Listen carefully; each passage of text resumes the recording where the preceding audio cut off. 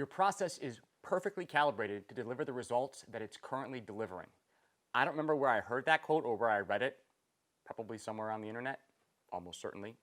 But it was really helpful for me to realize that anytime my process delivers inconsistent results, defects, stress, or has any other kinds of problems, that's not a question of the process breaking down necessarily, but it may be that the process is designed in such a way that that's what it naturally, consistently delivers.